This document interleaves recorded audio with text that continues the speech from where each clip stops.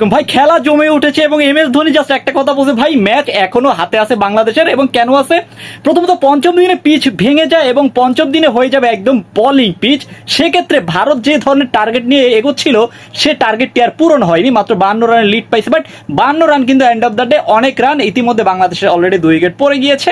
But সেদিক ক্ষেত্রে আমরা ভাবছিলাম যে ভারত অন্তত 350 প্লাস করবে। সো সেক্ষেত্রে 100 প্লাস যদি লিড নিত তাহলে বাংলাদেশের অবস্থা 2-2 বর্তমানের অবস্থা তেমন একটা ভালো না। তারপরেও একটা স্বস্তি রয়েছে, কারণ হাসান মাহমুদের মতো উইকেট গেছে। কারণ আপনার যে ইম্পর্টেন্ট উইকেটগুলো আছে এখন পর্যন্ত তারা টিকে থাকলে হয়। সো সেক্ষেত্রে আমি একটা বলবো, বাংলাদেশের সব থেকে নেগেটিভ যে জিনিসটা আমি দেখেছি সেটা হচ্ছে খালেদ হাসান।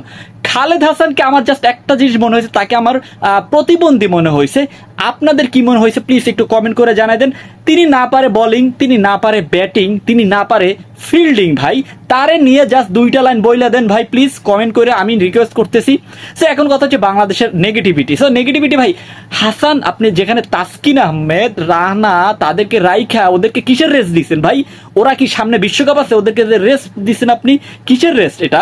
সামনে অনেক মনে ওয়ার্ল্ড কাপ আছে, আমি তো বুঝি নাই। সো অ্যাটলিস্ট আপনি তাসকিনকে হয়তো বা হ্যাঁ টেস্টে খেলতে পারে না, ওরে বাদ দিয়ে দিচ্ছেন, বাট রেস্ট দিচ্ছেন একটা কথা আছে। কিন্তু নাহিদ রানার কি করছে? একটা 21-22 বছরের ছেলে, তার আবার রেস্ট কিসের?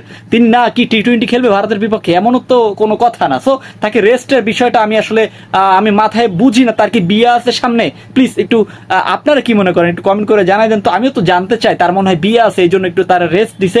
সো এই ধরনের লিগিটি ভাই আমি আসলে মানি না। বাংলাদেশের যে ক্রিকেটটা, আমি 233 রান করতে বাংলাদেশের যেখানে 1 দিন 1.5 দিন 2 দিন 1.5 দিনের মতো সময় লাগছে, সেখানে ভারতের মাত্র 2 ঘন্টা লাগছে। সো এটা আসলে ভারতের পজিটিভ বলতে কত রেকর্ড ছিল ভারতের।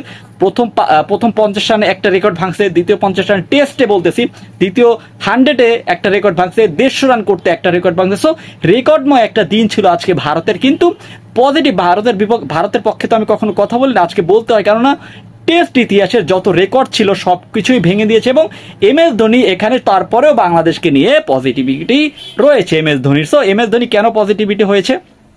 কারণটা হচ্ছে দেখেন, বাংলাদেশের পক্ষে কথা বলার মতো আপাতত কেউ নাই, যার পরিপ্রেক্ষিতে তারই কথা বলতে হইতেছে। সো আমি মনে করি এটাই যে বাংলাদেশের পজিটিভ বলতে সাকিব আল হাসান এবং মেহেদী হাসান মিরাজের উইকেটগুলো। ভাই সাকিব আল হাসান বস, আপনি চলে যাচ্ছেন, আপনি ব্যাটে রান করতে পারতেছেন না, সমস্যা নাই, বোলিংয়ে তো অ্যাটলিস্ট কাভার করতেছেন। সো সেদিক ক্ষেত্রে আমি বলতে চাই সেটা হচ্ছে সাকিব আল হাসান, সেলুট জানাই আপনাকে। এবং মেহেদী হাসান মিরাজ আপকামিং সুপারস্টার, আপনার জায়গাটা সেই পূরণ করবে। এবং আশা করব, আমি সেটা মানি যে আপনার জায়গাটা হয়তো বা মেহেদী হাসান মিরাজ পূরণ করতে পারবে না, কিন্তু তিনি চেষ্টা করবে। প্লিজ আপনি কি মনে করেন সাকিব আল হাসানের জায়গাটা কি আদৌ কেউ পরিপূর্ণ করতে পারবে, নাকি সবই একটি ভোকাস কথাবার্তা? সো প্লিজ কমেন্ট করে জানাই দেন। আর হ্যাঁ, বাংলাদেশ জিতবে এই কথা আমি আর বলবো না। বাংলাদেশ তো ভাই অ্যাটলিস্ট ম্যাচটা ড্র হোক, আমি সেটা চাই। আপনি কি চান প্লিজ কমেন্ট করে জানাই দেন। ধন্যবাদ।